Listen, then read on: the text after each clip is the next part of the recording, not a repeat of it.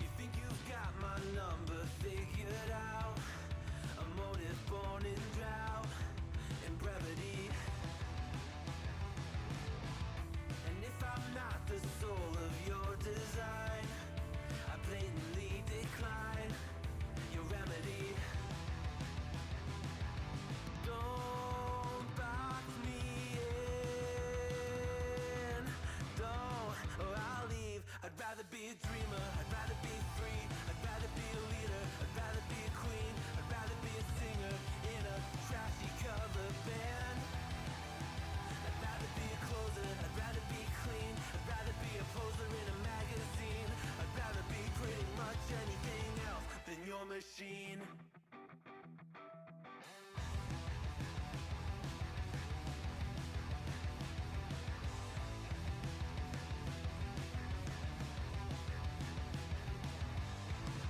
Wasn't always just a single shade, a palette full of gray in reverie. And I can burn it brighter than the sun. I have a golden gun inside of me. Don't box me in, don't, or I'll leave. I'd rather be a dreamer, I'd rather be free, I'd rather be a leader, I'd rather be a queen, I'd rather be a singer in a trashy cover band. I'd rather be a closer, I'd rather be clean, I'd rather be a poser in a magazine, I'd rather be pretty much anything else. And if I fall behind, ignoring all the signs, if I lose the fight, I still rage against the night. Don't box I'd rather be a dreamer, I'd rather be free, I'd rather be a leader, I'd rather be a queen, I'd rather be a singer in a trashy cover band. I'd rather be a closer, I'd rather be clean, I'd rather be a poser in a magazine, I'd rather be pretty much anything else than your machine.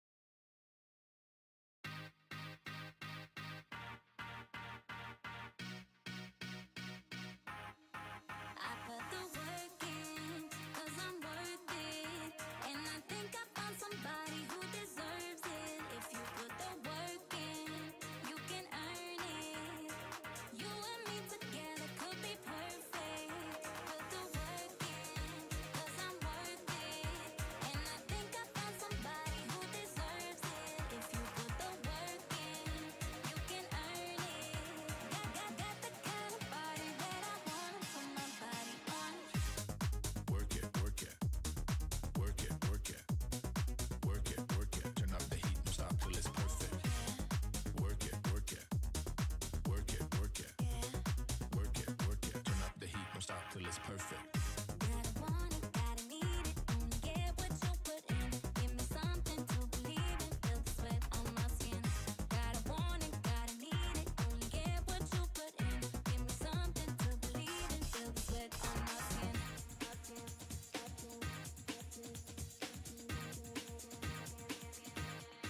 I put the work in, 'cause I'm worth it. And I think I found somebody who deserves it. If you put the work in, you can earn it. You and me together could be perfect. Welcome to the, 'Cause I'm pretty sure it's Wednesday now, is it? I don't even know anymore, folks. Can everybody hear me okay? Because I can't hear myself. Let me see.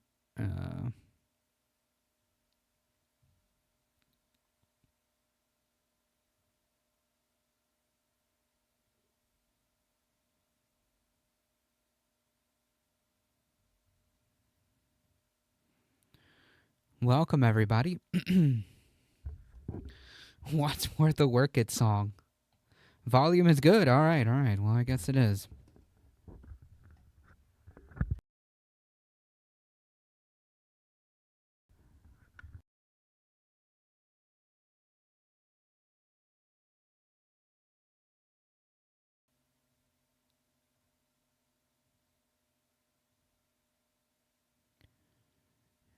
Side tones hearing yourself? Yeah. I don't even know why it's not even working anymore. Oh, there it is.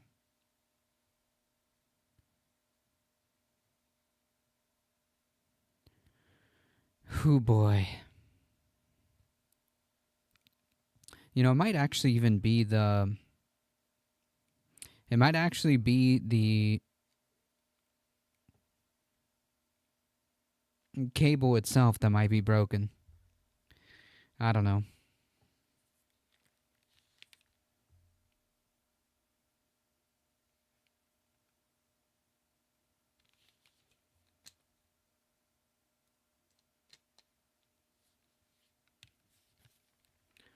Anyways, we'll take a second here. Because I cannot hear myself, and if I can't hear myself, it kind of doesn't do me any good. So, yeah.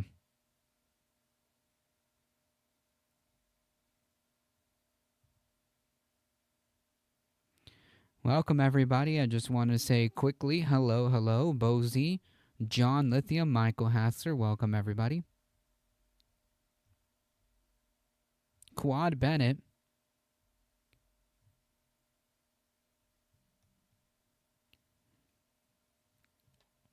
The skill involved in hearing yourself is massive. Yeah, you get used to it.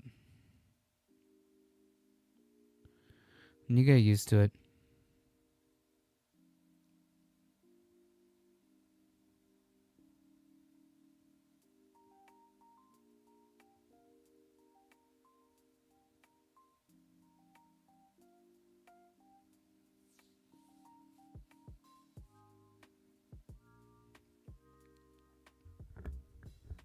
I'm still confused as to why the microphone sounds so blah. We'll try a new cable. Be right back, folks.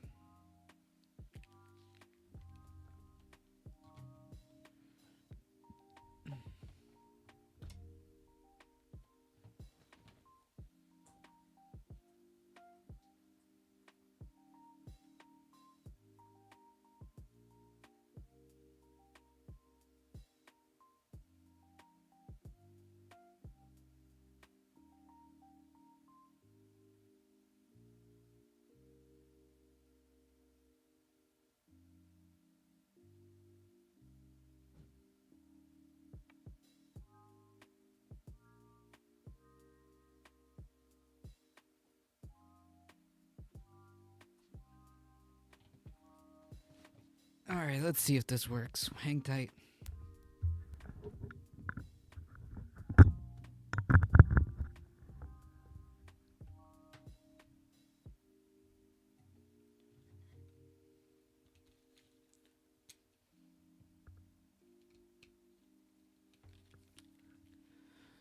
All right, so technically this should be the solution, but it doesn't seem like it. 1 second.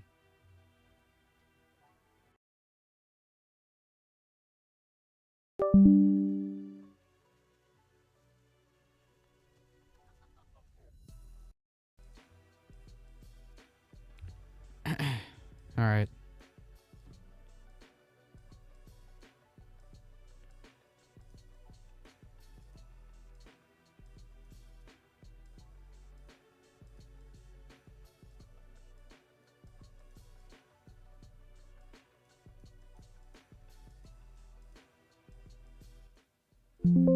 All right, so that seems to be working, but why is this not working? Like the microphone sounds so muffled.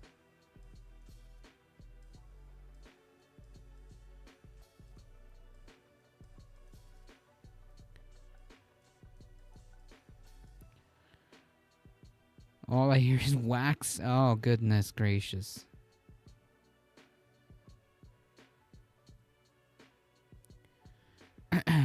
Well, let's see.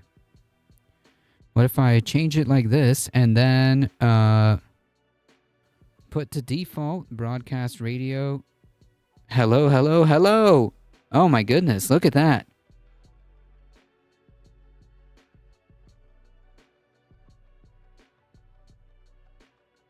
Now that, folks, is what I call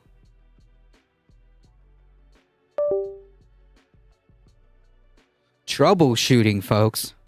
Now that is troubleshooting at its finest. Look at that.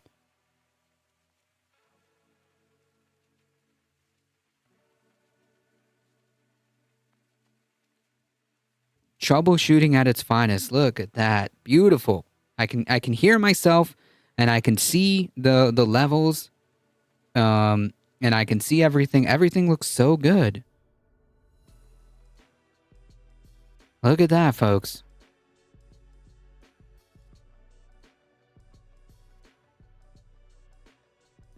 Yeah, troubleshooting king. My depressor is everything actually black. Just yes. You came in at a weird time, Bad Lefty. You came in at a time where I was trying to fix everything, and everything is fixed. Look at that. Hey, congratulations, everybody. We got a stream going on. It only took us like 20 minutes to get going, but we figured it out. 23 minutes. Welcome, Michael Hasser. Folks, do all the stuff. Look at the links up there. Appreciate it. Yeah. Oh my goodness, man, that was rough. That was rough. But look, we got sound, and it looks like we got everything going pretty nice, I think.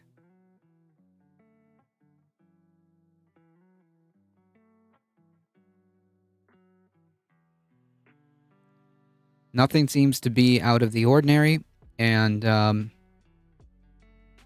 levels look good. Yeah, golf clap for Poggers.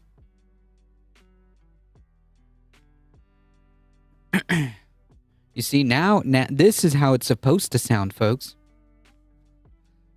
This is how it's supposed to sound.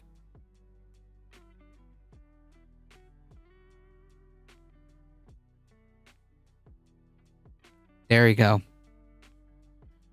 That crisp audio I can hear.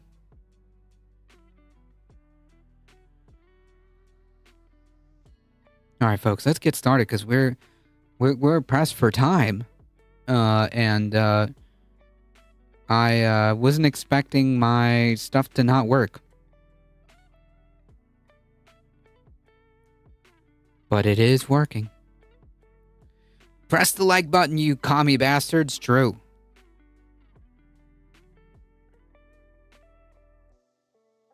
Hegseth was asked at a press conference with Trump about a memo that was circulating essentially with a plan to federalize all at once the National Guards in all, not sure how many states it was, essentially activate them in the spring of 2026. This is all, listen, I mean, I said this the other day, like 4 or 5 months ago, 6 months ago, if you had asked me, do I think there's going to be an election in 2026? Of course. Do I think there's going to be an election in 2028? I mean, probably. And I think increasingly it's becoming apparent that if the Republicans don't feel that they have been able to get enough safe districts through redistricting, the idea of, or even if they do, the idea of Trump putting troops in to places like New York or Philadelphia or New Orleans or Chicago or LA or wherever it is that they think there might be he's not obviously coming up with these ideas. Somebody's crunching the numbers. Stephen Miller, probably, but yeah. I imagine there's also some stooges at the Heritage Foundation who are crunching numbers and saying this is areas where we need some help, and they're going to do it. They're going to do it. There is absolutely, let me put it this way. It is irrational at this point to not prepare for them to do it. Yeah. We can't make a prediction on this, but this is one of those situations where Definitely maybe it is better to be 2028. over prepared. I don't know if this is true, but I once heard that, the reason why people drown more often than not is that they are too embarrassed to ask for help when they're in a situation where they think they're drowning, and they wait until it's too late. Right. It is a similar dynamic here. Yeah, 6 months from now, maybe 9 months from now. But they're also kind of testing it already. I'm not sure if you saw on Friday that the DOJ is putting monitoring sites in California and in New Jersey for the elections. What is the DOJ monitoring? Let's be honest. What are we monitoring here? I mean, this is obviously total, this is bullshit. For Prop 50 in California and then the New Jersey governor's race. They're trying to intimidate people from showing up. Nico9 says, Sam, have you ever thought this before, doubting an upcoming election might happen? Not only have I not, I have found it to be irresponsible to talk about and silly. But I think at this point, look, I don't think you're going to be able to cancel unilaterally an election. But do I think that they are going to be able to interfere enough? Yeah. Maybe. And look, the Democrats need to take control of the House. If they don't do it, and we continue on at this pace unabated for 3 years, leading up to the 2028 election, all bets are off as far as I'm concerned. But here is Hegseth not denying the existence of this memo. And again, I'm not surprised that there might be memos or plans to invade Canada or, some scenario like this is how we would invade Europe or this, because there are whole sections of the Pentagon that are essentially tasked with come up with the wildest situations so that we have some plan. But there is not a traditionally plan set out as to how we're going to deploy in these states the National Guard in the spring of 2026. Secretary Hegseth, sir, a memo circulating on social media details the establishment of a National Guard response force that's going to be trained in crowd control and civil unrest and deployed in all 50 states by April of 2026. Can you verify the authenticity of that memo, and do you have any more information on the operations? I'm not going to answer particulars on something that may be in the planning process, but we definitely do have multiple layers of National Guard response forces, whether it's in each state, whether it's regionally, whether it's Title 10 active duty, whether it's Washington, D.C. We've got a lot of different ways that constitutionally and legally we can employ Title 10 and Title 32 forces, and we will do so when necessary. There you go. Spring of 2026. I mean, Mamdani gets sworn in when? Is this in January if he wins? I don't think it's going to take long until they send more ICE to New York City. Now, they already had just the other day on Canal Street And we saw the reaction there. It was impressive. Very important to take video of this stuff and to be prepared, get it out there on social media. If you don't have a social media channel, send it to us at majorityreporters@gmail.com. We will play it. We will post it. This is, we're in a red alert situation. Again,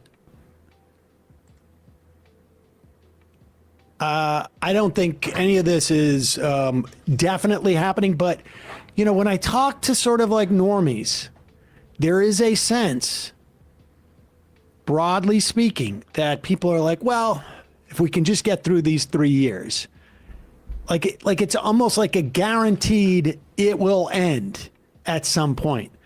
And I would say that that's more likely that it will end. But this is sort of like, that 1% doctrine where the downside of what happens justifies taking actions, even if there's a 1% chance. I would put this at, maybe this is more like a 40% doctrine, 45% doctrine. It also sheds new light, or at least colors the. Yeah. So here's the thing, though. Like, if we're wrong, if we're wrong and nothing happens, then like we just get eggs on our face, and that's the end of the conversation. Right? Who cares? We get egg on our face. We are wrong. Boo-hoo. But if we're right, the consequences are dire. If we happen to be right about this, and if I may, I believe we are, then the consequences are big. Kirkenstein's monster, welcome.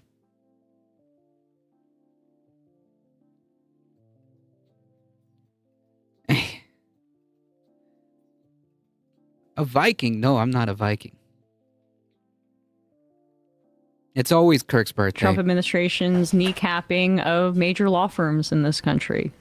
Because it would be very important to have some sort of legal framework or argumentation or task force, to use Hegseth's term, in place to be able to combat election stealing as it happens.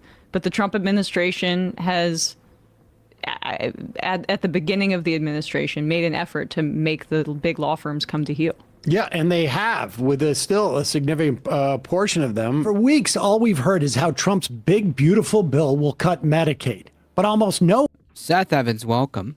No, if anything, that complacent attitude towards politics is exactly what allows the phenomenon to the banality of evil. There's never a problem until there's an excuse to ignore doing anything as too late, as sort of learned helplessness the majority of the population has been trained into regarding politics, and I suspect in no small part because the longevity of capitalist rule depends on at least enough of us to be so trained. I agree. Ladybug, welcome.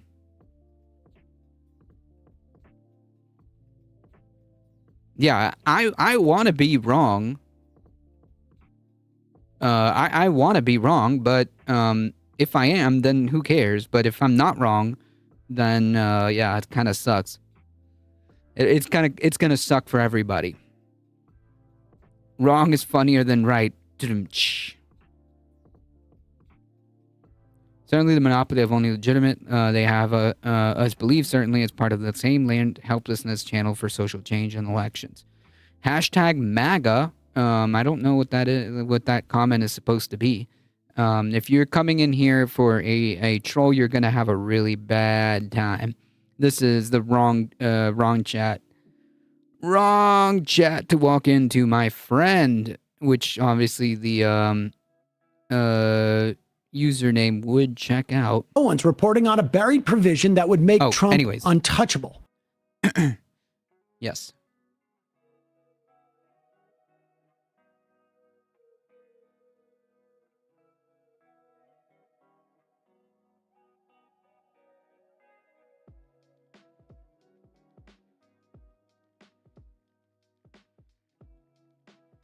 We've got one more.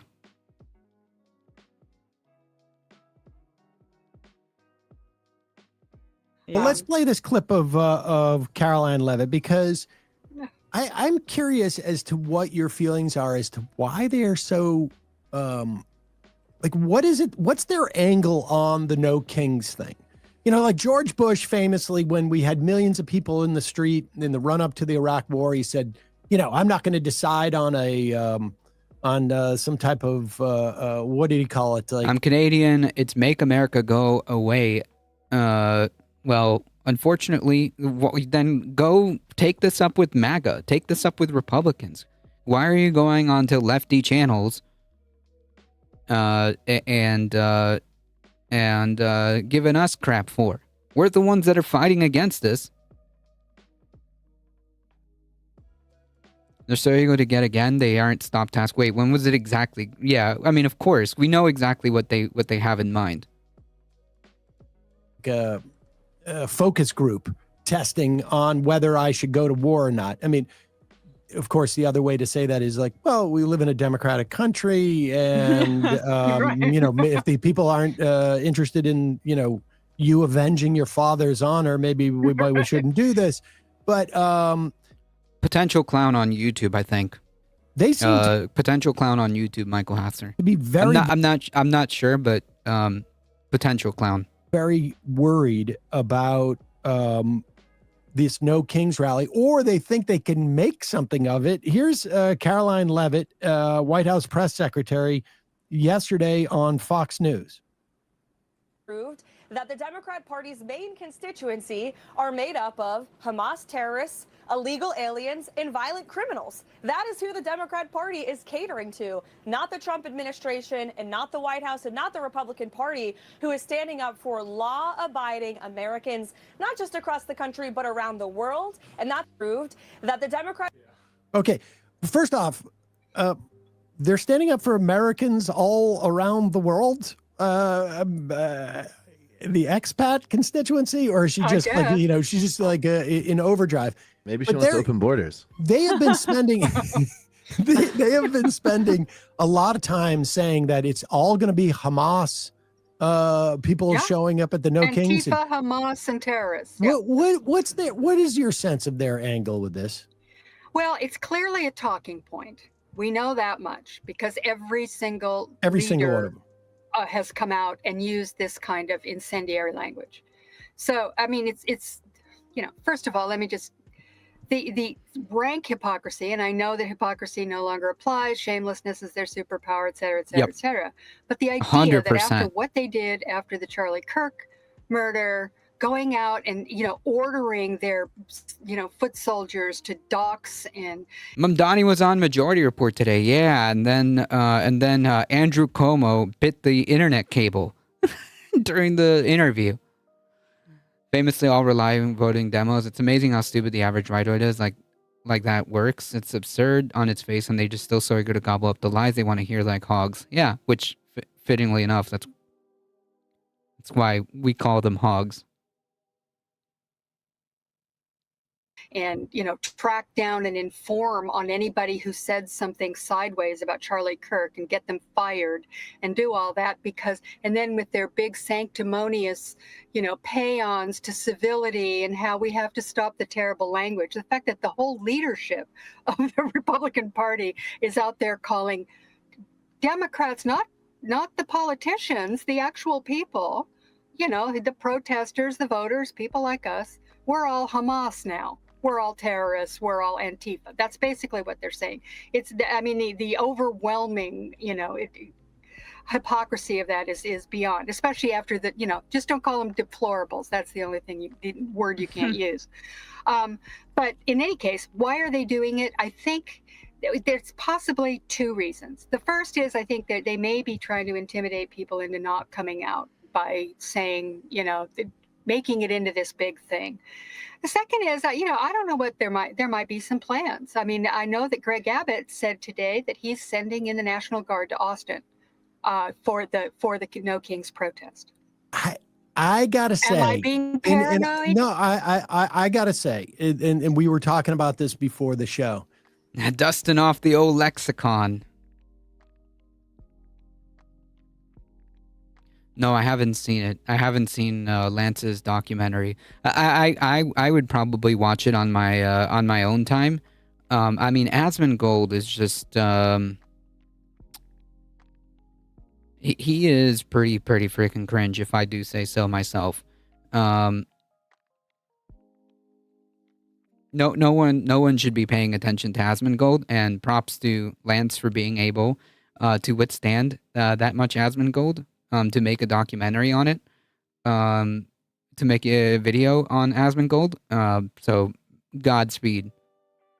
Godspeed. The likelihood, I mean, look, we know they have, that we have seen in the past. We saw this even during BLM. You will get I'm watching Severance. It's scary good. Agitators, instigators who will be in these crowds at times. I've seen images of like conservative influencers, all dressed in black, like they're going to do, like cat burglars, going out there to represent Antifa, soldiers or something. The idea that there would either be a concerted effort to infiltrate these protests and create and make them violent, or the idea that there are conservative sort of self-appointed warriors who would go in there and attempt to make it violent, seems to me to be more than likely.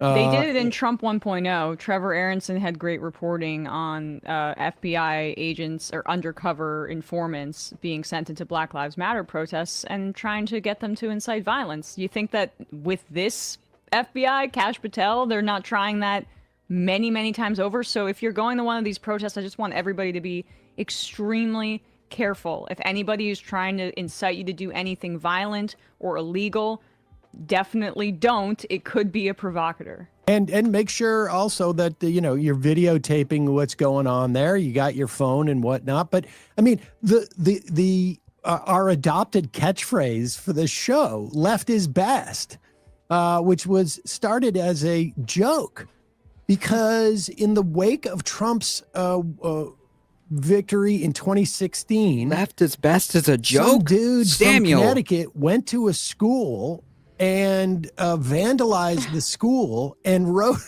all over it like, anarchy and left is best. And the day that was done, like a yearbook thing. Yeah, we started laughing because that is that's kind of cool, actually. I didn't. This is Majority Report lore that I was not privy to until now.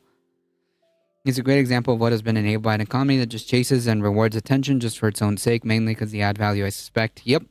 Will take a person with no identifiable redeemable skills or value, and not in spite of, but because maybe even not in spite, but maybe even because they're a barometer for the LCD of reactionary sentiment, elevate them to a literal millionaire, watched regularly by thousands, if not millions, of impressionable eyes. Yep, very very well put. With regards to Asmongold. I remember this. It's too funny. I actually didn't know about this lore. Was not aware of this. Left won't rest, Schumer. That is not, and Matt, I think you're looking it up, but we can pop that up there. So this is an impulse by these people, even if it's not the FBI. There is an impulse amongst these people. Oh, think of the Proud Boys or the Boogaloo Boys or these kind of pip folks, and they're still out there. In fact, they're reinvigorated. Here we go. Yeah, here it is. A grown man in Connecticut says he graffitied a playground to embarrass liberals. Nice. Left is best was the slogan, which is of course, the cri de coeur of all leftists around the world. It gets me going every time I hear it. You vandalized a free library. Unbelievable, unfreaking believable, but man. This is the impulse that these people have, and I want to encourage people, go to these protests. They're going to be, they are, if they're anything like the last one. Good job they're owning just the gonna libs. be, Nice. Very well you done. know, very chill protest. A lot of people are going to get out there. You're going to hear some speeches depending on, you know, where you go. Somebody was asking, would you go to a But it seems maybe half of those eyeballs are those of presumably not so impressionable bots. It wouldn't surprise Just me. at a Yeah, that tracks a lot. capital versus a small town? And my answer is probably, I would probably go to where there's, you know, more likely going to be media. Obviously, if you can't drive, it's still good to go out to your local protest because you're going to build, you know, within that community I think it matters more people. to go to a local protest. Yeah. But either way, you know, I think they're nervous about this idea because, in part too, because of there's a lot of authoritarian stuff that's going on, and authoritarian regimes do not like there to be sort of like the opportunity to protest them. I mean, we're watching right now. They're installing at the IRS the failed so-called whistleblower who had the Hunter Biden. Shapley. Yeah, go ahead. Tell us a little bit about that guy because Well, they've been active they've been seem to have no compunction in saying the IRS is going to go after Act Blue. It's going to go after. I mean, that is pretty disturbing. That they're going to try to do that. But yeah, the fact that we're still talking about Hunter Biden's laptop is insane.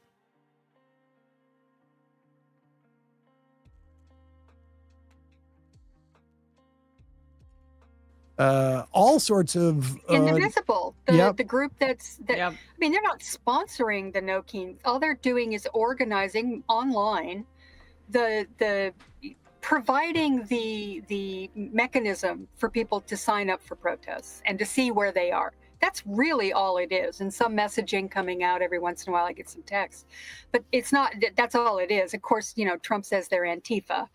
This is the Antifa network that Stephen Miller is going after, is Indivisible, which you'll recall was put together after the Women's March.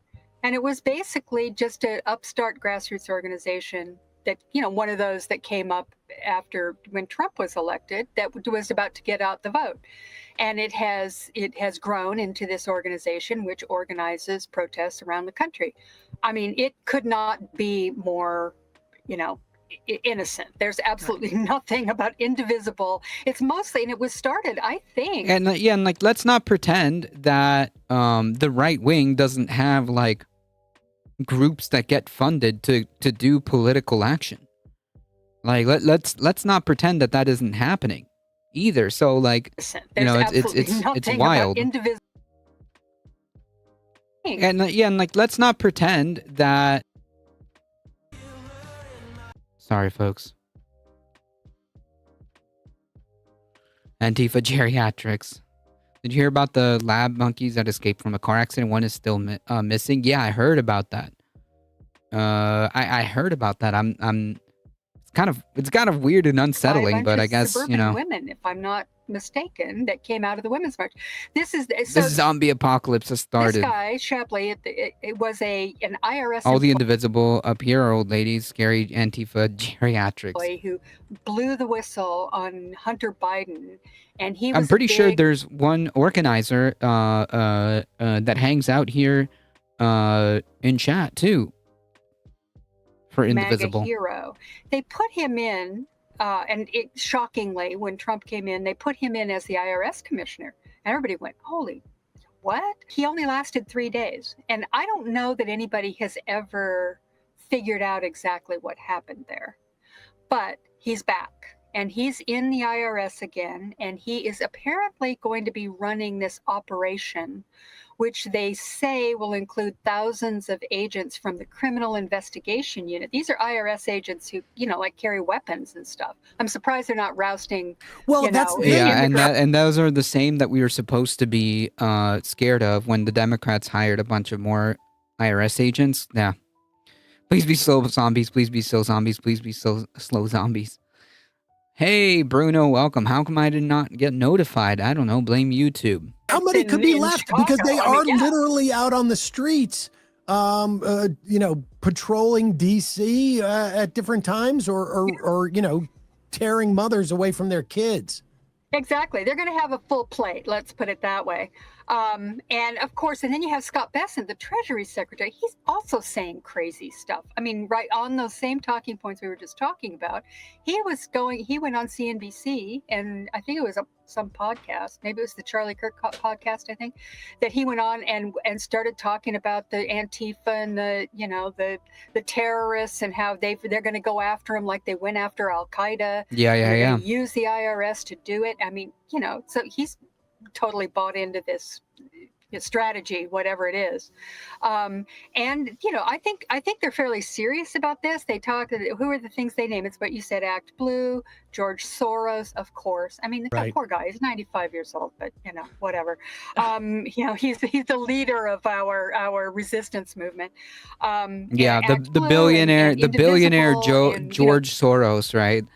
Is the mastermind Antifa CEO. As someone who comes from a place where almost all political parties have or had armed military wings, the idea of Antifa is not in any way scary or surprising to me, especially when you have like a fascist movement gaining power. You did not expect that there was some kind of like anti-fascist movement. Like when fascism started to appear in Germany, that's why Antifa was created. Antifa didn't just like show up. It was a response to the the imminent fascist takeover. Of course, by the time they organized in 1932, it was pretty much a day late and a dollar short, but nonetheless, isn't that how 28 Days Later started? Oh, it's been a minute since I've watched it. It's a billionaire communist revolutionary. Yeah, zero class consciousness. Some others. Well, here's the real kicker, and it just cracked me up. Apparently, the FBI went to Glenn Beck and asked him for advice on who they should go after. And I don't know. Emma, I don't know if this goes back before you're paying, close attention, because it goes back maybe 20 years. But Glenn Beck, it wasn't even that long ago. No, it was about 15. He was on CNN, right? This is when he CNN, or was it on Fox? I can't remember where he moved to Fox, and it was super popular. His show was like, it was the big one. I mean, it was like the Tucker Carlson of its day. And he would do this thing where he would do called the Puppet Masters. And he had a blackboard where with he his would board write the names. Yep. Yeah. Oh, Okay, I'm enough of a sicko to remember that, even as a 12-year-old or whatever. If I'm not mistaken, it involved he thought in the Rockefeller Center. There was a mural that laid out all the plans. That's right. And back it was then, all there. Back then, it wasn't, Antifa, as he calls it. It was Saul Alinsky. And everybody was an Alinskyite. Everybody was an Alinskyite. Hey, folks, don't forget to hit the subscribe button and check out our daily show. We do it every day. I remember it.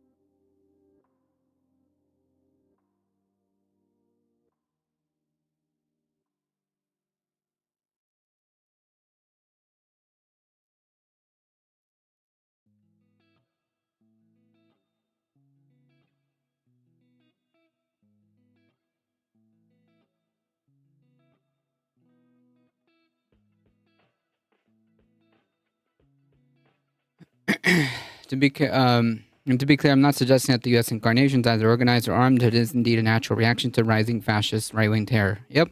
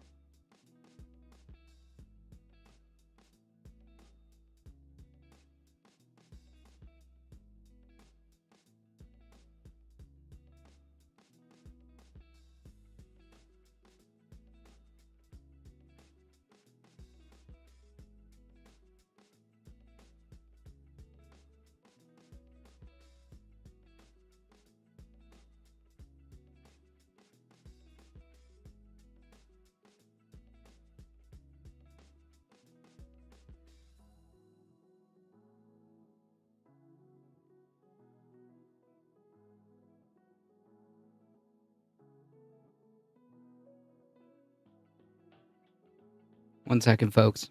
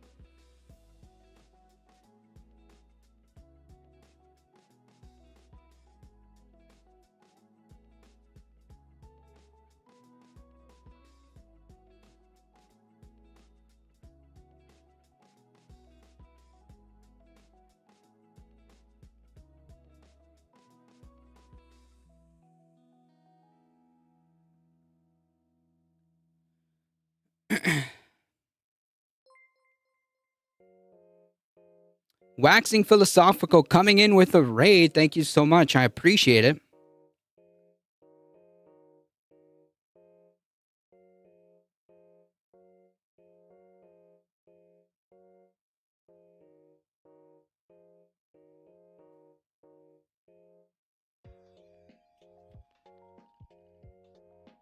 Kai Matara, thank you for the follow. Hey, folks, go check out Waxing Philosophical. Please go show them some love.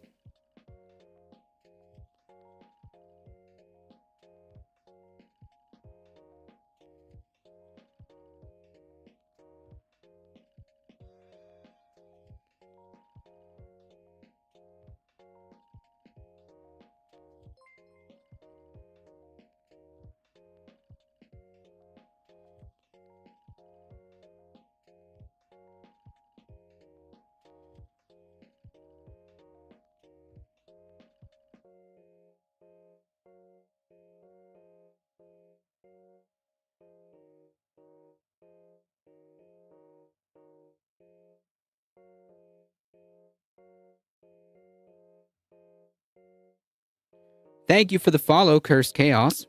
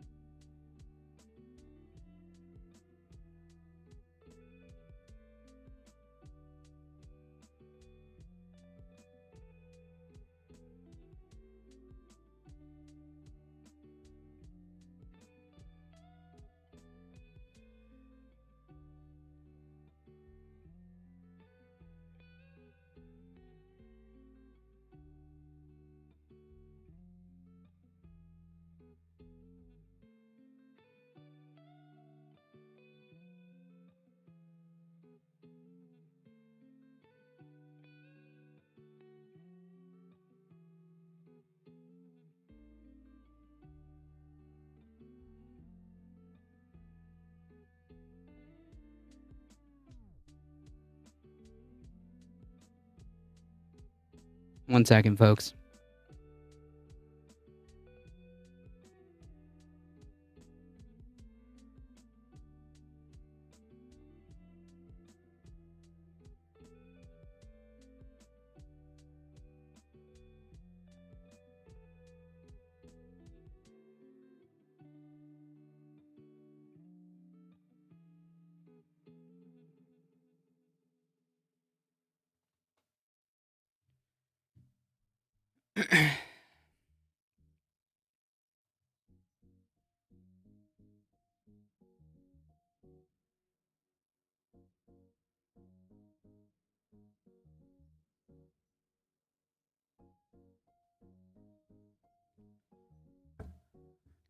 Trump fires the Federal Arts Board in charge of reviewing the White House ballroom and Arc de Trump.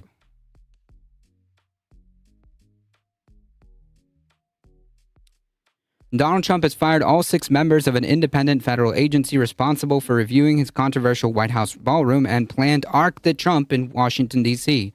This is like him fancying himself some kind of, I guess, Napoleon type, whatever. This is super cringe. The Washington Post first reported that all members of the Commission of Fine Arts were dismissed on Tuesday. On behalf of President Trump, I'm writing to inform you that your position as a member of the Commission of Fine Arts is terminated, effective immediately. Read an email sent to one of the commissioners, first obtained by the Post. A White House official told The Guardian, we are preparing to appoint a new slate of members to the commission that are more aligned with President Trump's America First policies, i.e., this is code for fascism. Whenever you hear America First, it's just fascism. So yeah, I mean, like, this is classic fascist moves, right? This disdain for the arts and co-opting the arts to create this illusion, right? This illusion of art is pretty spot on. Hey, Heat, how's it going? Welcome. Its purview includes reviewing designs proposed for memorials and or new renovated government buildings, and the commission is intended to be staffed by experts in art, architecture, and urban design. There is no indication about whom Trump plans to appoint to the commission. Fascist dictators like to build physical representations of their power. Yes, exactly. Earlier this month, Trump unveiled plans for a grand arc to close the Arlington Memorial Bridge in Washington. The design mimics Arc de Triomphe in Paris with the gold Lady Liberty on top. Trump said the design could be small, medium, or large, but I happen to like the large one. Last week, Americans were treated to the sight of a construction crew tearing down part of the East Wing as Trump prepares to build a $300 million ballroom funded by wealthy donors. So, yeah. By wealthy donors. Nearly 2/3 of Americans disapprove of Trump's ballroom plan, according to a Yahoo YouGov poll released on Tuesday. About 25% approve. Fantastic.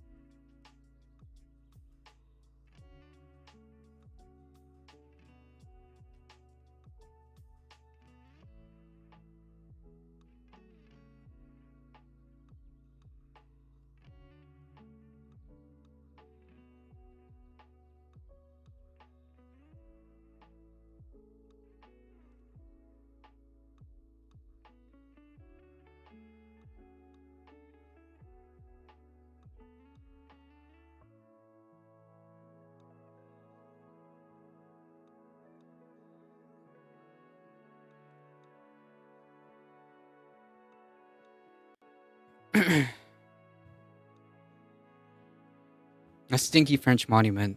Sacre bleu. Shocker, yeah, I know.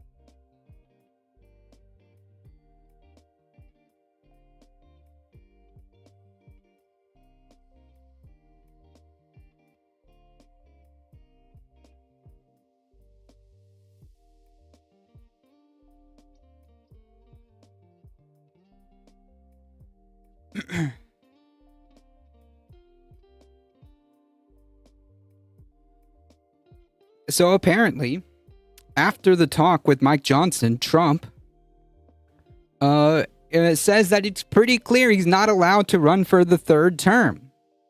Now, do we believe this? No, I don't believe Trump at all. President Trump has said that it's pretty clear the Constitution does not permit him to run for third term in office. Of course, this is true. I just don't believe him.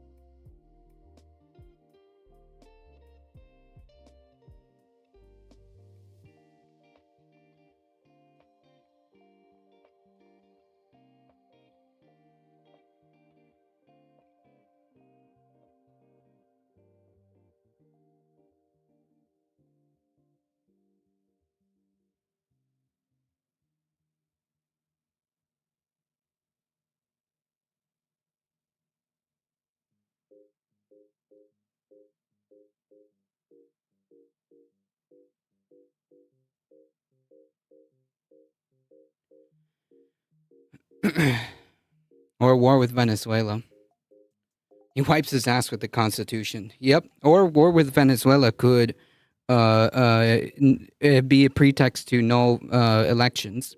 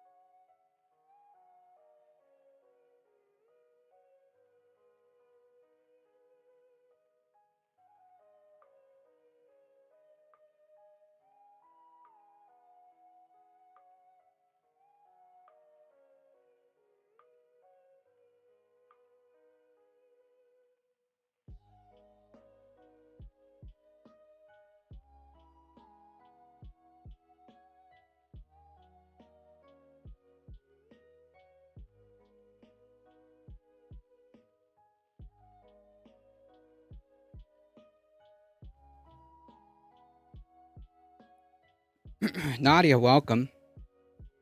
I'm late. No, you're good.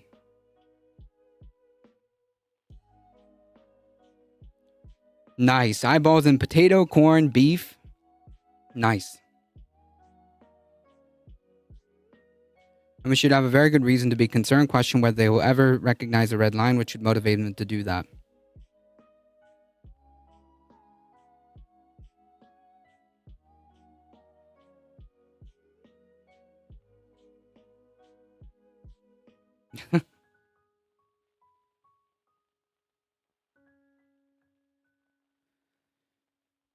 All right. I have my highest phone numbers that I ever had as he talked to people on Air Force One, which we'll get to it. And, you know, based on what I read, I guess I'm not allowed to run, so we'll see what happens. Why don't we just listen to him? I get so excited when he reads my messages, chat. I love reading all your messages. I don't know polls Trump is looking at, but he has the lowest popularity of any rating of any president. Yep, but, you know, reality is whatever. Reality doesn't matter. Prepared to send more than the National Guard into American cities. Sure, I would do that if it was necessary. You know, if it was necessary, I'd do that, but it hasn't been necessary. We're doing a great job without that, but yeah, if it was necessary. As you know, I'm allowed to do that. Do you mean other branches of the military you would send in, or If it were, who are you in? the New York Times? Oh, that's very good, very good. Well, if you write it correctly, I'll give you the answer. But, you know, if I want to enact a certain act, I'm allowed to do it routinely. He's talking about the Insurrection Act. And about 50% of presidents have used that, as you know, and I'd be allowed to do whatever I want. But we haven't chosen. Just simply invoking the Insurrection Act does not mean you can do whatever you want. That's not what that means. To do that because we're doing very well without it. But I'd be allowed to do that, you understand? And the courts wouldn't get involved, nobody. No, he's not technically just allowed to do that.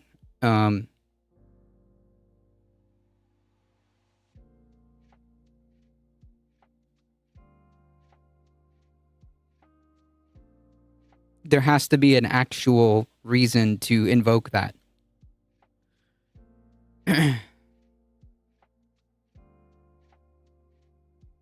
Cheers.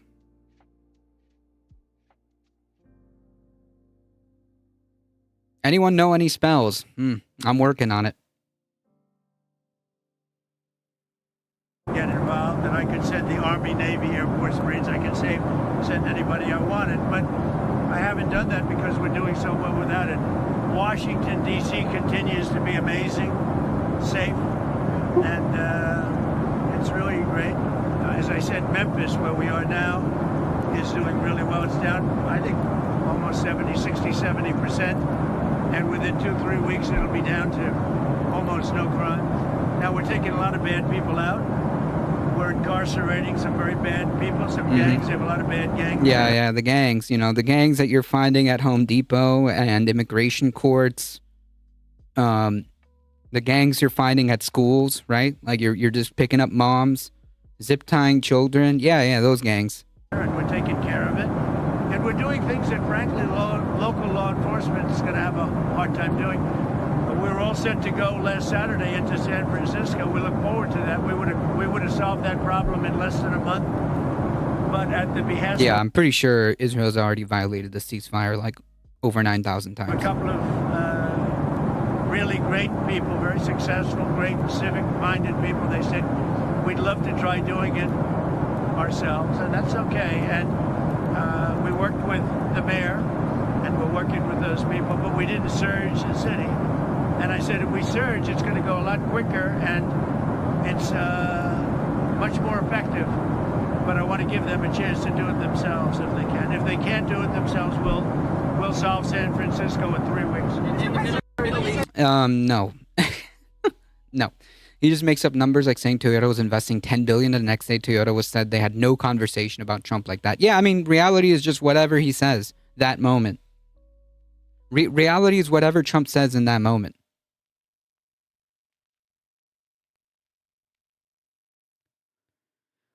It's been a great run, but I think the president knows he and I have... Oh, no, wait, this is Johnson. Here I am trying to pretend this is a quote from Trump. I apologize. This is a quote from Johnson. He and I have talked about the constrictions of the Constitution as many of the American people, as much as many of the American people lament that. We don't. We want him gone. Asked about how that conversation played out, Trump told reporters on Air Force One, I don't even want to talk about that because, you know, the sad thing is I have my highest numbers that I've ever had. He doesn't. Trump has previously joked about running for a third term. Like, see, the thing is, like, he technically might not be lying about this by saying that he won't seek a third term. Does that make sense, right? Because if he invokes some kind of emergency powers, there won't be elections, right? So technically, he's not going to run for a third term. He's not going to run again. So technically, he's not exactly lying per se. He's just planning to invoke emergency powers in several different ways, whether he thinks that invoking the Insurrection Act will give him the power that he thinks it will, or whether he thinks that he can suspend elections because he wants to cause a war with Venezuela, whatever the case may be.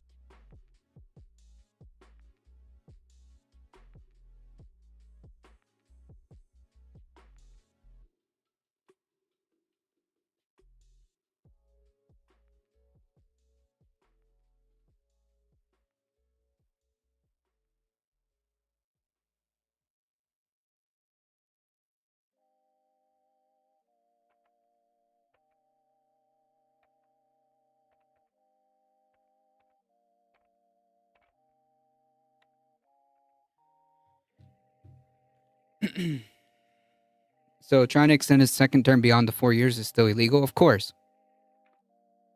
During emergency elections can be effectively suspended? Yeah, exactly. So that's what he's trying to do. What is that Frozen song?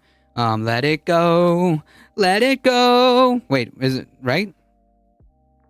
Is it Let It Go? What's motivating Mike Johnson to do this? I don't know. Maybe he's scared. Maybe he's scared. Maybe Mike Johnson is scared that Trump is actually like that guy.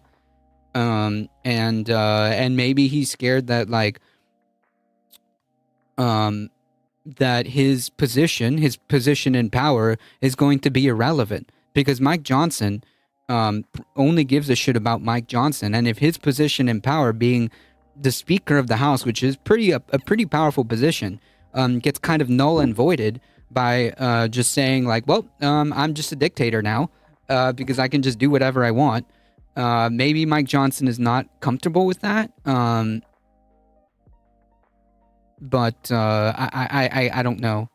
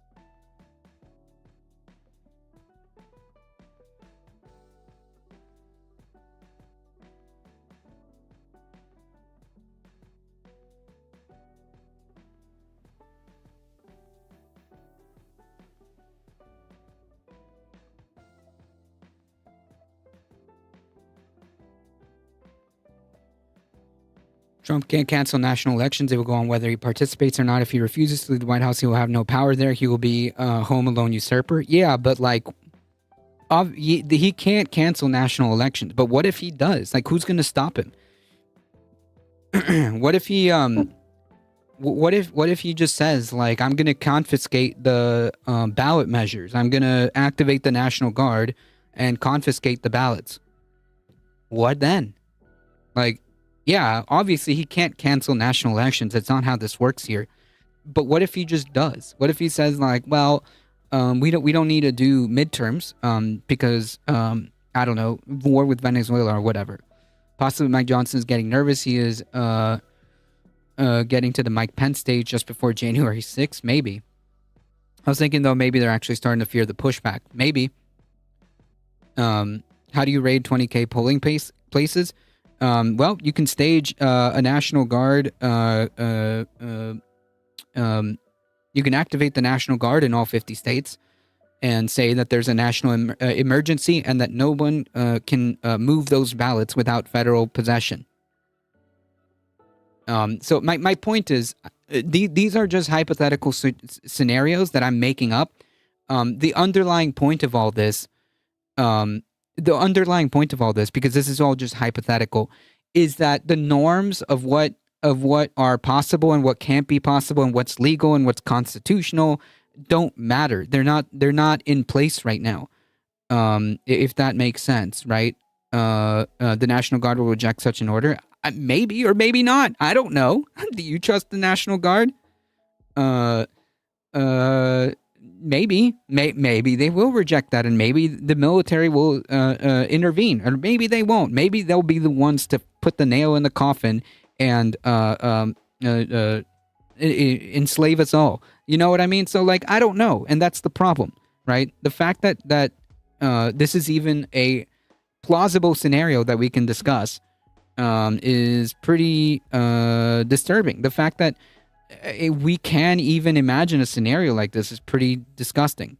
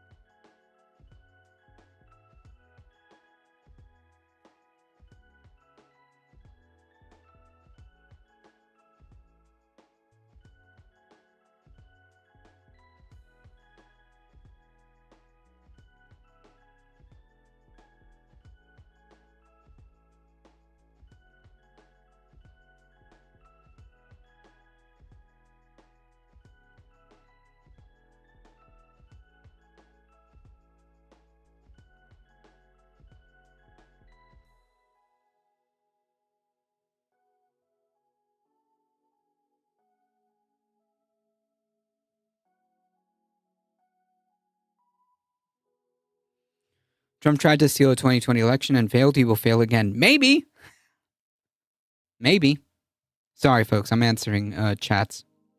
National Guard is pretty unpredictable. Yeah, most of them live in the communities they'd be asked to use force against, but that is not a sure guarantee they'll side with the community. Right.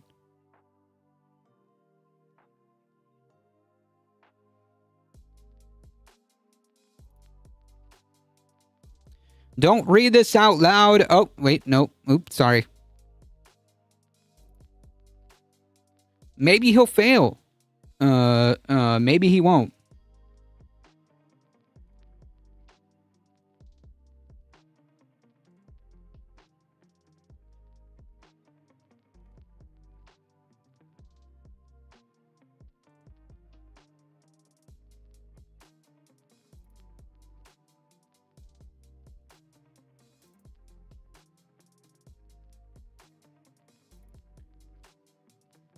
I'll give the National Guard that credit. I've seen at least more than zero evidence they might defy when defiance is just so effing obvious the only option. Yep.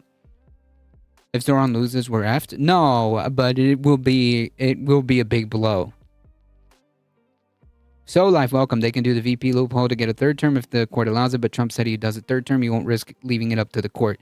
No, it's not going to work. I agree with the couple of people in chat. It's not gonna work.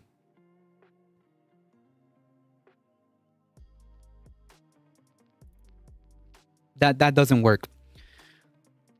The attention that intensified last week when The Economist published an interview with Steve Bannon, a MAGA influencer and former Trump advisor, said there's a plan for Trump to run for a third term. I think people wouldn't like that because it's too cute. This is regarding the loophole, the VP loophole, which isn't a loophole, but whatever. Beery, welcome. I think people wouldn't like that because it's too cute. It's not. It wouldn't be right, he said, although he tried to reserve the legal right to do it. Another way of putting it is that he's too egotistic to run as a vice president, because he doesn't feel like it should be. He should be second fiddle.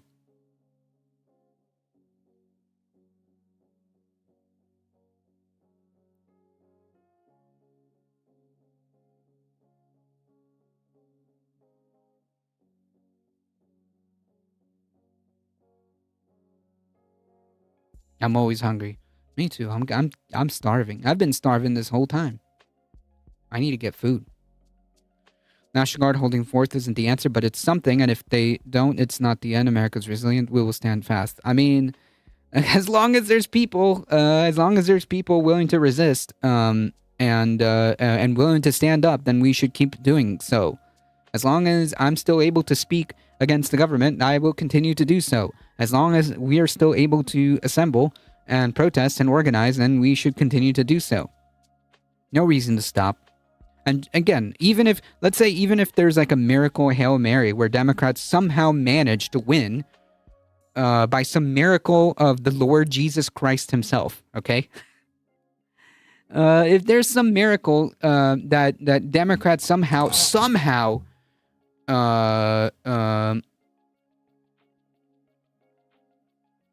they win both the House and the Senate, that doesn't mean that our work is done.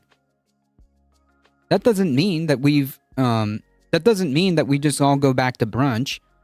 It means that our work begins at that point.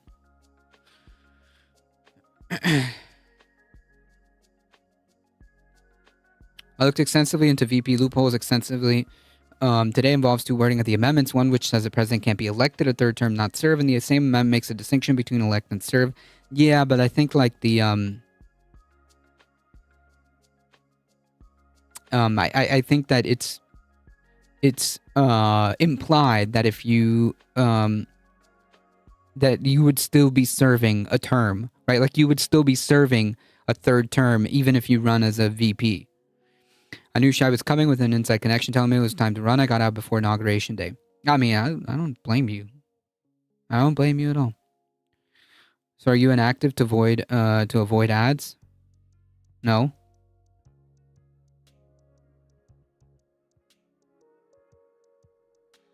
Oh, you mean the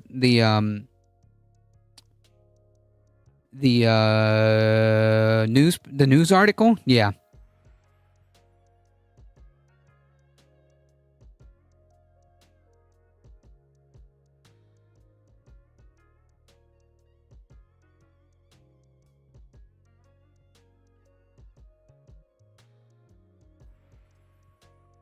Those amendments have never been contested in court, so there's no established law yet. That's true.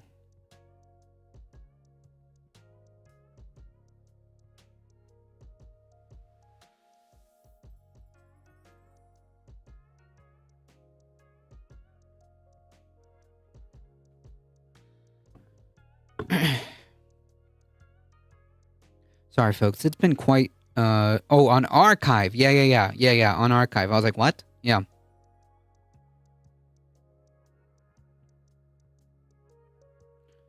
Constitutional amendments are not tested in court.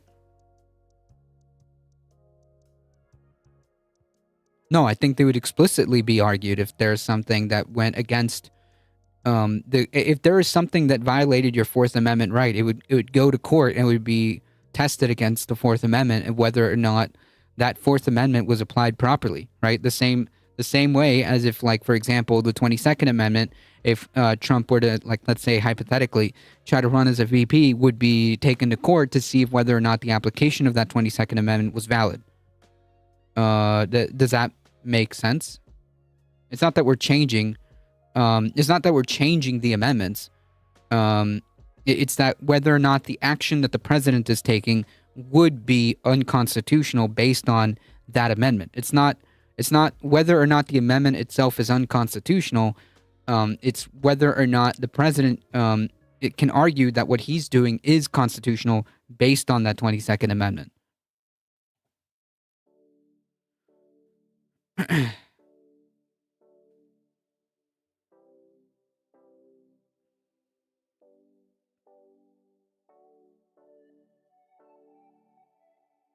Also, I don't actually put it past them to breeze past any conditions of the Constitution. Yeah. I don't believe that anything like normal. I believe that we should operate that under the presumption that nothing, the norms don't apply anymore. The amendment that says an insurrectionist can't be on the ballot was pretty clear too. Yep. I'm 99% sure existing case law already establishes you can't run as a VP if you would be disqualified to serve as president. Right, because my understanding, and of course I could be wrong, is that you did serve your term. You did serve 2 terms. Serving as a vice president would be you serving under that administration. But anyways, yeah.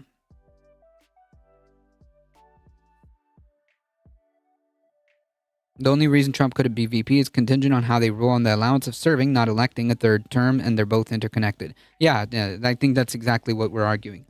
I think that's exactly what we would be arguing if there was some kind of a court case that came to a head, because that would definitely have to be sorted out by the Supreme Court. And as Seth Evans pointed out, the status of the Supreme Court is yeah.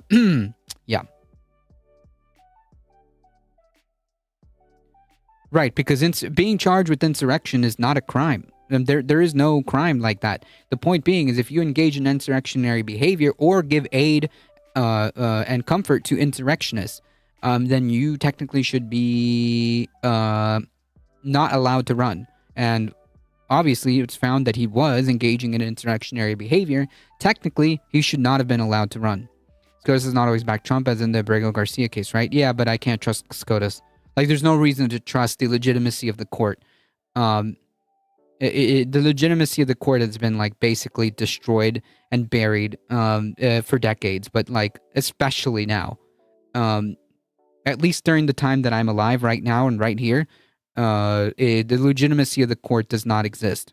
I don't trust the court, even if sometimes they do rule against Trump. If Trump tries to run for a 3rd term, some states will exclude him from the ballot, making victory impossible. I mean, they tried that. Because he shouldn't have been able to run, but they tried that and it didn't really work. So it's not a guarantee, and that's my point. Like all these guardrails that you're talking about in an ideal scenario should have already worked. Like we wouldn't be talking about Trump's 2nd term if any of these guardrails worked as intended, right? Because like if any of these like democratic, and I'm using that word very loosely here. If there's any democratic institutions that would operate on the would operate as how they were supposed to operate, Trump should have been removed from office. Trump should have been removed from office. The Congress and the Senate could have removed him. Oh, there is an actual charge for insurrection. What was the other thing that was not a crime? Oh, is it treason? Is it treason that technically isn't a crime? I don't know.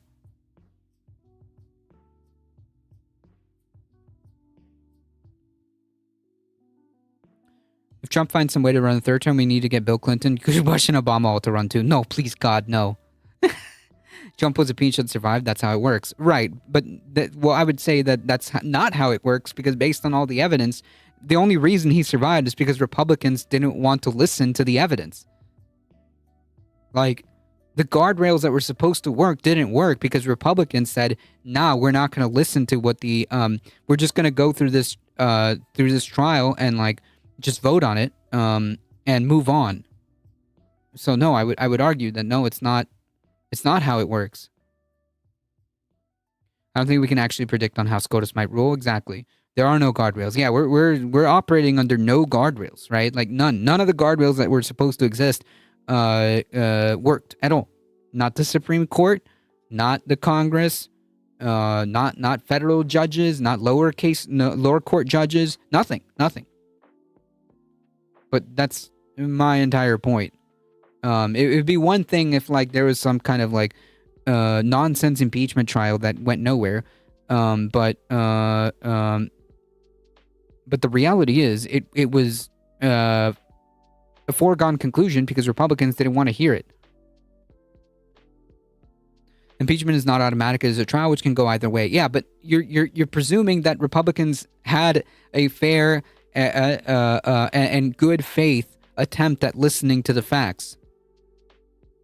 Like we're acting as if like Republicans had a good faith attempt at going through a trial, and that's just how the trial went. Like no, they literally didn't want to hear it at all.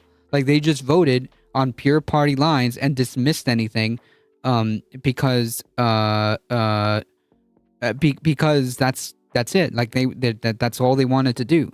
Like that's not. This isn't like that they had like a good faith trial where they sat down and said, okay, well, let's actually evaluate the situation, right?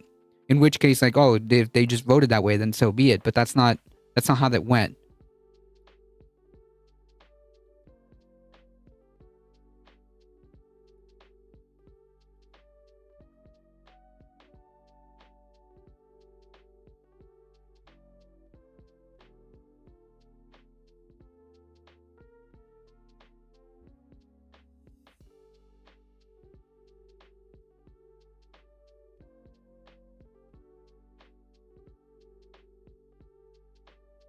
I mean, like,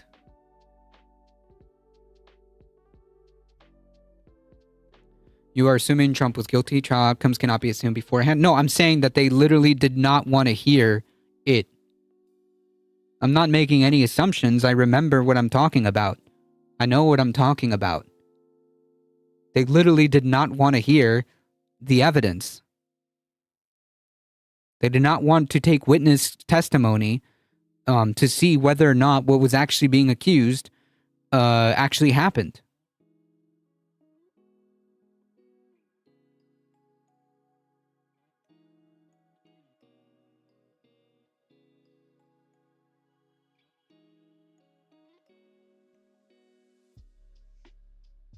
Like I'm not just making this up.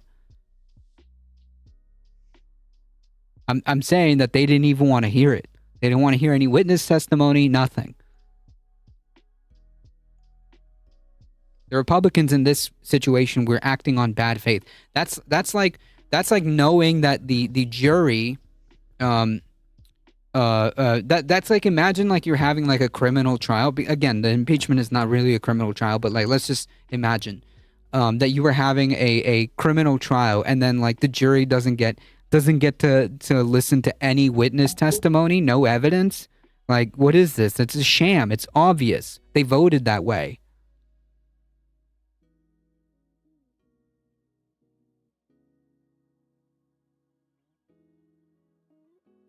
If Dems won, Schumer and Jeffries would just sell the country down the river. I would rather fight Schumer and Jeffries, honestly. It'd be my ideal scenario to fight Schumer and Jeffries and the Democrats. I'd rather be fighting them. Exactly. It's not like Republicans even would have to stand election had they removed him. Yeah, exactly. The Republican Party transformed Congress into a rubber stamp body.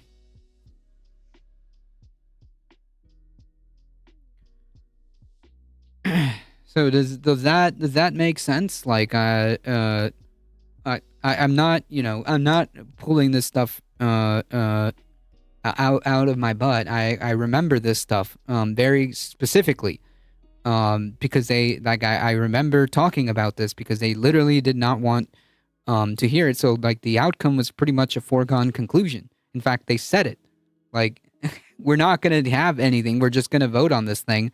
And whatever.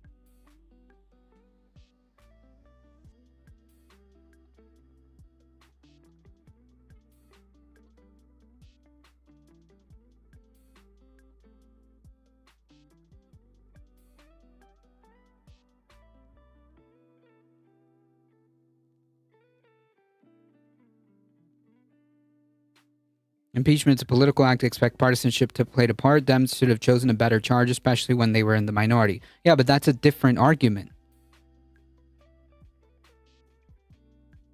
That now we're talking about a different argument. If you want to argue that Democrats should have done a better job, sure, I can agree with you. If you want to argue that Democrats should have done a better job, sure. Were there other things that Donald Trump could have been impeached for? Sure. Right, we saw them decline to even entertain a real trial live. Yep. Is Heat there? Yeah, she's here. She's here. So, yeah, saying impeachment is a political act, that's true. Expect partisanship to play a part. Yeah, but also, like, you're supposed to do the right thing regardless. Them should have chosen a better charge, maybe, when they were in the minority. Perhaps. Perhaps. But that's on the Dems, and that's a completely different argument, which I would maybe even agree to. Like, there's so many stuff that Trump has done that was impeachable that, like, yeah, sure, maybe there was a better way of going about it. I don't know. But that's a whole different argument than the one I was making. I was saying, regardless, the Republicans weren't acting in good faith, and that was all but certain and shown by their attitude towards it. Does that make sense? Also, you can absolutely be certain that's the correct result of a trial beforehand. Yeah, especially if you have knowledge of the trial and knowledge of the evidence.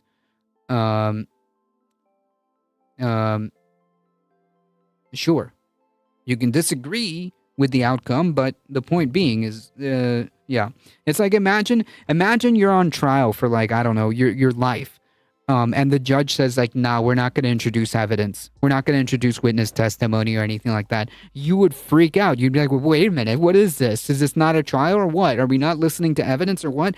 And then, like, the judge is like, well, actually, I don't know. Like, I don't even know what the extent of this is regarding, like, your position here. So yeah, we don't want to deal with this, so we're just gonna skip on by, and yeah, let's just vote on this.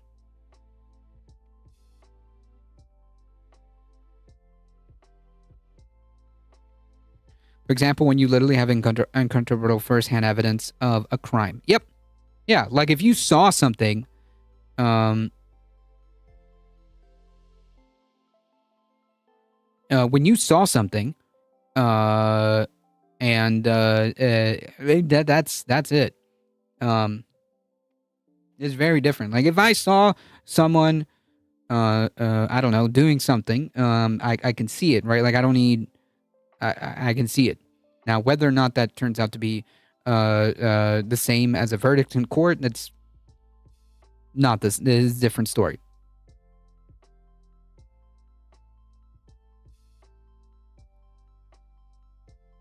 I don't have judge bribing kind of money. I'm a poor. Yeah, well, you and me both.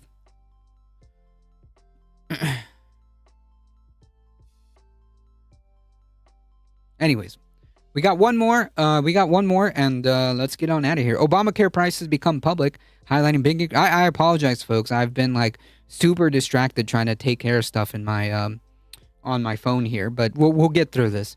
The Trump administration has released a preview of the available plans sold through Obamacare marketplaces in 30 states, giving Americans who buy their own health insurance a first look at just how much prices would go up. Nice! We're doing so much winning, folks. Insurers have increased rates significantly for next year, an average of about 30% in states where federal government managed markets, and an average of 17% in states where that run their own markets, according to a new analysis from KFF. The Health Research Group, but most of the more than 20 million Americans covered by the Affordable Care Act don't currently pay the full price of their insurance because they qualify for some income-based tax credits that help make the plans affordable.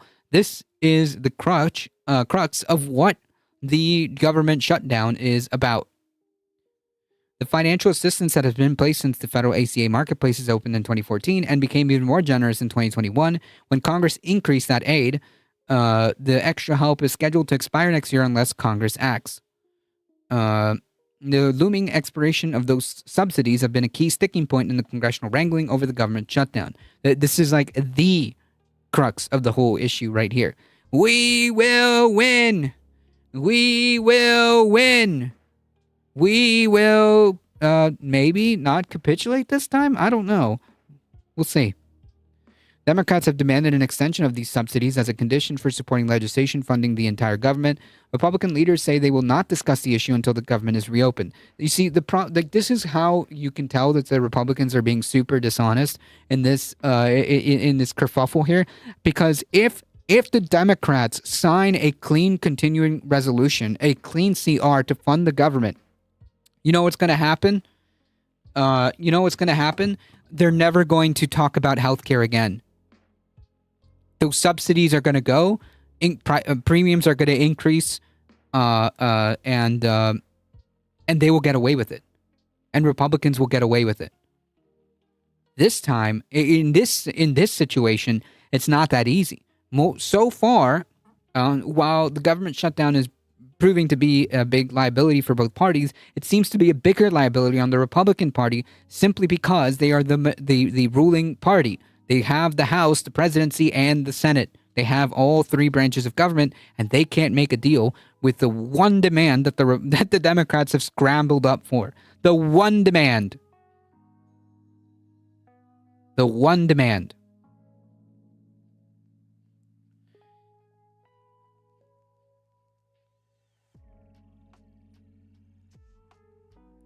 Well, you see, Soul Life, what happened was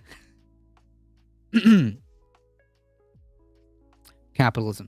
The higher prices reflect the mix. No, I'm dead serious. Like this was all like the ACA. Like, look, there are parts of the ACA that are incredibly important and crucial for people, but let's be real. Like the ACA was pretty much a gift to the insurance companies, because like that's what it was designed. It was designed by insurance companies. They're robbing the government for money this whole time and then effing us on coverage. That's the neat part. It's part of the plan. That's a feature, not a bug. Regardless of like just to be clear, like, you know, the good parts of the ACA, making sure people don't get covered regardless of pre-existing conditions, subsidies that were given based on income, like all that is good and great. But like really, what it should be is a universal system. But anyways, the higher prices reflect the mix of factors, many tied to rising drug and hospital costs in the healthcare system itself. But insurance companies also raised the price for Obamacare plans because concerns that expiring subsidies would discourage younger and healthier customers from staying enrolled. Sue Monahan, a former university administrator in Oregon who's now retired, is one of the many Americans who faces a steep increase in enhanced subsidies and are allowed to expire. Ms. Monahan, 61, paid $439 a month for her coverage, which is wild. This is literally like criminal. This is criminal. The fact that somebody has to pay 400 and something for healthcare is wild. Love you all. Gotta go. Thank you so much for hanging out, Heat. I appreciate it. Thank you so much. Thank you. Appreciate it. Take care. When she went to shop for next year's plan, she learned that the monthly cost would jump to $1,059 for the same plan, and with an annual deductible of $7,100. Now, I happen to work in insurance, so this is terrible. This is terrible. This is terrible. Ms. Monahan said, therefore, as a former kidney donor, going without insurance is not an option. It's not there for what you foresee. It's there for the unexpected expensive events. On Saturday, Americans can begin selecting their plans for next year at the website healthcare.gov. The public price became available late Tuesday for a site called at that site for a so-called window shopping period. Insurers and health policy analysts say Saturday is a key deadline for action because they worry that some consumers may decide to drop their insurance altogether when they see the higher costs, even if Congress later renews the subsidies. But congressional leadership does not appear to be close to any deals extending the funding. Insurance executives told people they should sign up, although many of the people wait till last minute to enroll. If people's choice of plan changes because Congress extends the subsidies, they can still pick a different plan during the open enrollment period, which currently extends to mid-December for a plan that starts in January of 26. The intersection of expiring subsidies and rising prices will hit a sliver of the market very hard. Any single person who earns more than about $64,000 a year will lose access to any financial help. For older customers in expensive markets, that will mean the difference between paying a few $100 and paying $1,000 or more. What annual deductible you mean? You mean that amount of out of pocket within a year if that's the cost? Yep.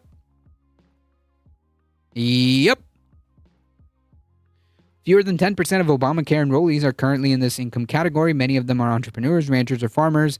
Another way of putting it, Trump voters, right? I would say an overwhelming amount of farmers, ranchers, petty bourgeois, would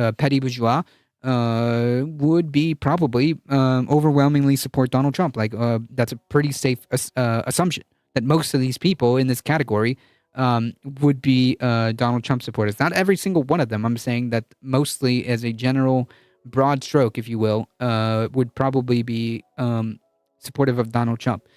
A much larger share, about half the people insured under the ACA, have incomes close to poverty level. Those people have been paying nothing towards their premiums under the current funding system and will see costs go up from about $25 to $85 a month. For those individuals, these amounts can be a large financial strain. The group that is most price sensitive are younger and healthier consumers who might think that they don't need coverage.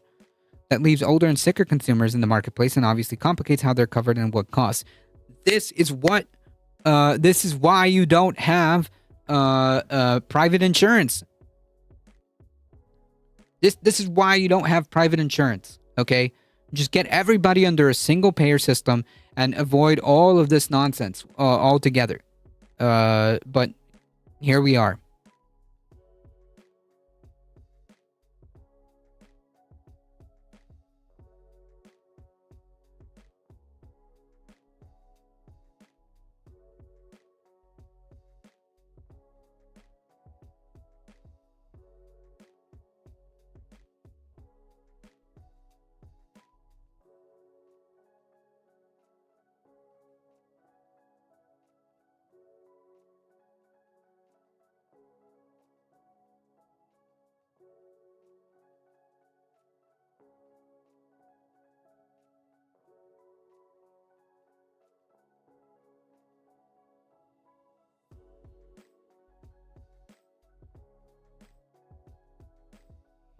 Most people don't have $400 for an unexpected emergency, but $7,000 plus. Insurance companies are effed, and they should have lobbied this. No one this helps them. The bottom line is always profit. Yep. Yeah. Because if you have a deductible of $7,000, it means that that's what you will reach in a year. You have to spend that much in a year before insurance really kicks in.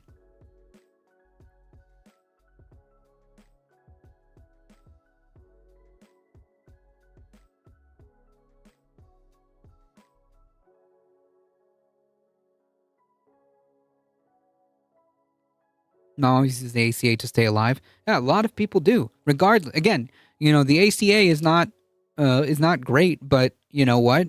There are some people that depend on it, and the fact that they want to destroy it in this manner and make people, especially, because the people that are going to end up shouldering this burden are the people that need it.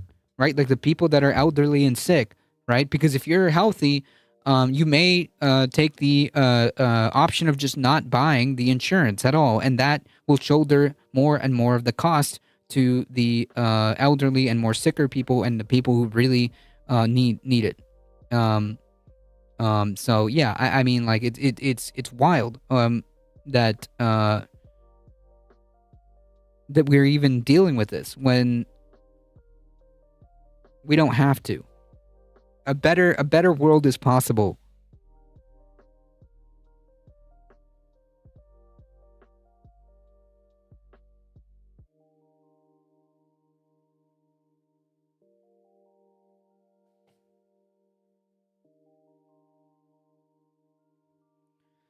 Come on, cat.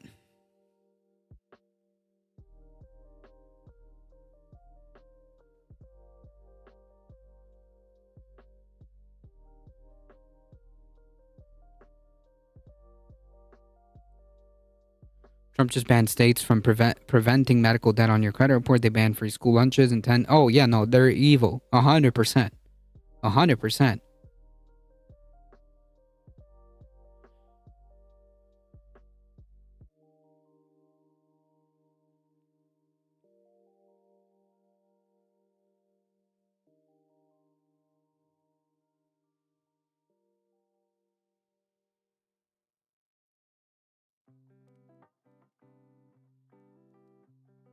I agree, Bruno. All right, folks, it's time for me to get out of here. Me and the cat will say goodbye together. Look at this beautiful cat. Look at her.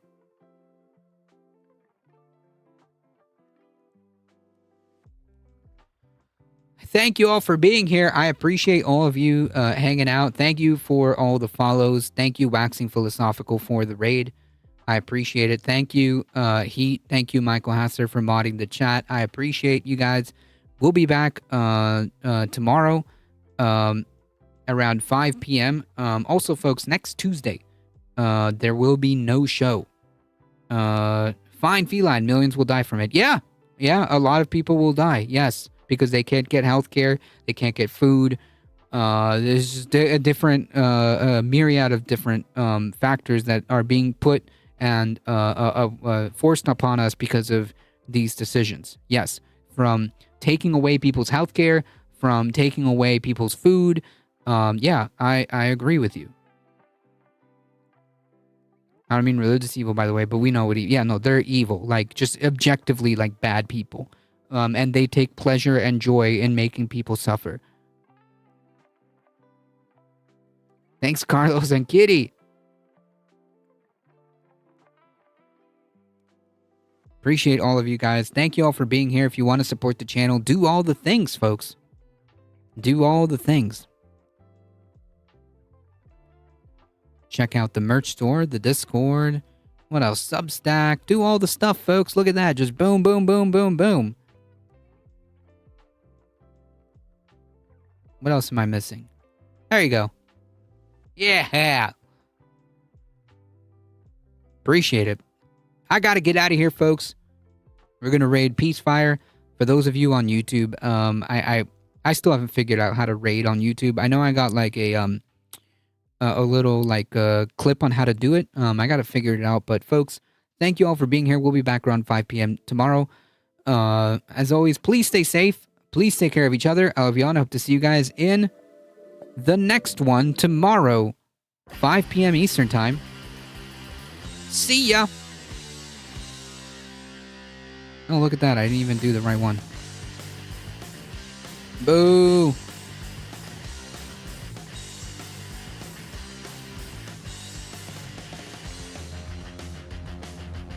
Appreciate everybody.